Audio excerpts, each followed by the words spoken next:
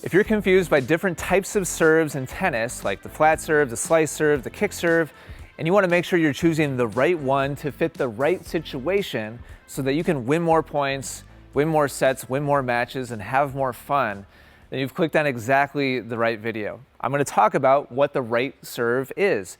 And we're going to discuss all three of those different serve variations and talk about when to use them in a first serve and a second serve, how to change them up and mix them up so that you can be as successful as possible. So let's dive right into it. And the first type of serve we're going to talk about is the flat serve. We're just going to quickly go over kind of the different attributes. And if you're not sure how to hit a flat serve versus a kick serve or a slice serve, don't worry. At the end of this video, I'm going to link to other lessons that are totally free that you can click on and go watch exactly how to do it. So a flat serve means that there's as little spin or rotation on the ball as possible. And that means all of your swing speed or energy is being transferred through the ball and the ball is traveling as fast as possible. So that's a good thing because you're going to get the most free points off of that type of serve because that's kind of like the big bomb that drops where your opponent has the least amount of time. The downside of a flat serve is its low percentage because the ball is traveling straight. There's no curve, and curve adds safety. We can aim higher and still have the ball go in the box when it's curving, but on a flat serve, the ball is traveling totally straight. So the flat serve is the highest risk, but also highest reward type of serve. It's important to know that. Professional players, when they hit a big flat bomb, are making their serves like 50 or 60% of the time. A good first serve percentage, and professional players don't always use a flat serve for their first serve, but a good first serve percentage at a professional level is around 60%, maybe 65 or 70 if it's really high. So it's kind of a coin flip. It's 50-50 if you're going for a big flat serve. So keep that in mind. The second type of serve that you have available to you is a slice.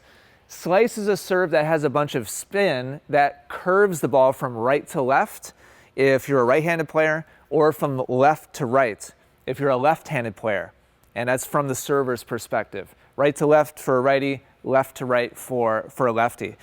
And there's much more safety in a slice serve than a flat serve, much more likelihood of it going in the court because the ball has that shape to it. It has that arc to it. So it's more likely the ball falls into the box as opposed to kind of the laser beam that the flat serve is. Now, unfortunately, it's also not as fast as a flat serve. That's because a bunch of your energy, a bunch of your racket head speed is going towards making the ball rotate, making it spin. And so it's not going to travel through the court as fast as a flat serve. That's just the way it is. And I get that same kind of question about kick serve a lot. People ask me frequently, Ian, how do I hit a kick serve that doesn't go so slow? A kick serve is a serve that has topspin. The ball is rotating end over the top of the ball, maybe with a little bit of side spin mixed in. And so the shape or the movement of a kick serve is high to low. The ball is curving downwards. And that means that the kick serve is the safest type of serve that you can hit because you can aim even higher than a slice serve over the top of the net and much higher than a flat serve and have the ball fall down into the box on the other side. So it's the most safe, but it's also, again, slower than a flat serve. And by the way, the answer to that question, if you want to hit a kick serve that has a lot of speed, you have to swing twice as hard. You have to swing twice as fast as you currently are. If you want a fast serve and a kicking serve, you have to dramatically increase your racket head speed. There's no other way around it. Now, another kind of attribute, something to keep in mind on slice and kick, is a lot of times some opponents struggle with side spin. They have a hard time judging the ball or spacing themselves. And also, a lot of times players will struggle with a kick serve because the ball will bounce up a little higher. So you need to know your opponent and know what they kind of struggle with in terms of picking the right serve at the right time. And so let's talk exactly about that. First serves first. There's a bunch of factors that kind of work together to determine what the exact best serve is in any given situation on the court. So I can't tell you for sure, at 4-2 and 40-30, you should always use a flat serve on your first serve. It's not that simple. Here's the factors you need to have in mind. First, what is the match situation? Are you way ahead in the match? Are you way behind in the match? Is it like dead even and totally, neck and neck? And I'll give you an example in a second. Let's say the second thing is your opponent's traits. What do they like? What do they hate?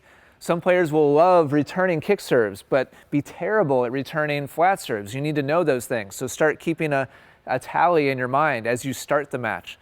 Thirdly, what are your strengths? Like you might love your kick serve, but your flat serve only goes in like once out of 10, or vice versa. You need to know that. And finally, what are the patterns in the match up until this point?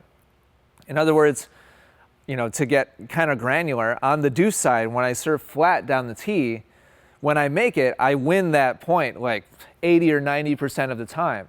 But when I slice out wide on the deuce side, man, my opponent's just sitting on that forehand, and I hardly ever win that point.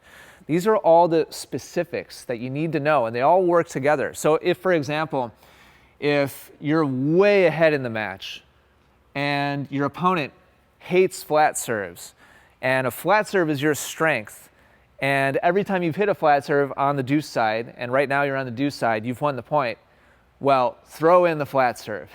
If everything is the opposite, so if you're way behind, your opponent hates kick serves, and a kick serve is like your worst serve.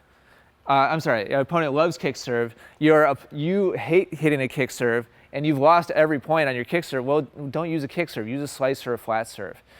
I know that probably sounds obvious when I'm trying to lay out like a really clear and obvious example, but these are the questions you should be asking yourself. When you go back and get the second ball or the third ball, and you're maybe like toweling off your hands and getting ready for the next point, these are the things that should be going through your head, in addition to the other tactical decisions you have to make to get ready for that next point. These are the different scenarios and options that you should be thinking about. Now, that being said, here's like some general rules of thumb. On a first serve, you should have a baseball pitcher mindset. Oops, I forgot the E here. There you go, mindset. And this goes for the second serve too, but just kind of think about this. If there's a particular pitch that's working for a pitcher, they'll just go to that pitch again. Like this is what closers do, right? They come in and they just throw like the fastball right down the middle, 100 miles an hour, because it's so hard to hit.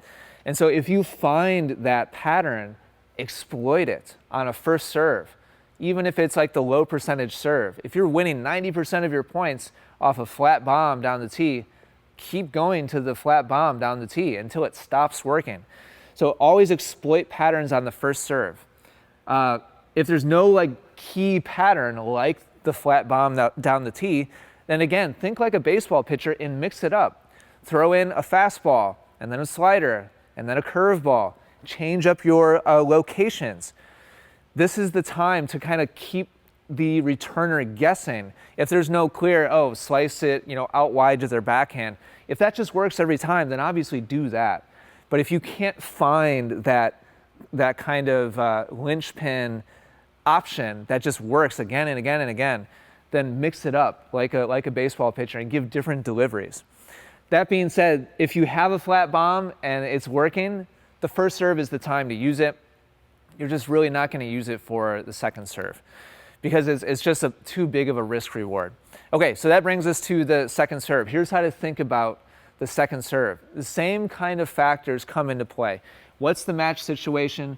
What are your opponent's traits? What are their strengths and weaknesses? What are you particularly good at? And what patterns have been working up until this point? The same kind of decision making and awareness has to come into play for the second serve as well. You can't just hit random serves and hope that it works out well. You need to keep these things in mind. So that being said, in general, here's where you're going to have success with the second serve. Flat, as I mentioned a second ago, pretty much out of the question, because best case scenario for most players is 50-50, proposition. So 50% chance of just giving away the point just isn't acceptable if you want to play quality winning tennis. Number two, you need to know what is your highest conviction delivery that you have. Hopefully it's a spin, delivery, and it's not just going back to like the patty cake frying pan type of serve. If you have the frying pan type of serve, don't worry. I'm going to link you to another lesson in just a second that'll show you how to get away from that. But hopefully it's spin and you can swing really confidently and aggressively, and that should be the foundation of your second serve. You should not slow down your swing on a second serve. If you feel more careful and tentative on a second serve, you will have a hard time beating good players in tennis. So choose whatever you can be highest confidence, highest conviction, and have that be your bread and butter, foundational second serve. Even if that means just hitting heavy slice into the middle of the box, start there. And then slowly add other options, different locations, different types of spin, start adding a little bit of topspin, maybe a hybrid kind of slice and topspin mix, be able to hit out wide and hit down the tee with a second serve. Once you can start to do that, then things really open up a lot more, and your ability to beat stronger players is going to skyrocket, as opposed to your peers that just have just one kind of safe patty cake type of shot in the middle of the box. So my goal here today, oh, this one doesn't stick. My goal here today was to give you a general, but also more kind of granular and specific way of hopefully having a mindset when you step up to the baseline to hit your serve, whether it's a first serve or a second serve. What should you be thinking in terms of targets, types of spin, or maybe no spin and just going for the flat bomb? So hopefully this gives you some framework and a way to think about being successful with your serve. If that's the case, do me a favor and click the like button. And we'll also put up on the screen right now a lesson that shows you how to develop a flat serve and a topspin serve. If you can hit both of those, then you can be super successful in tennis following these general rules. So click on that link right now if you need to develop a flat serve or a topspin serve for your second serve. Follow along those drills, and I know you'll be much more successful than you were before. Thank you for watching today. I really appreciate it, and I'll catch you in the next video.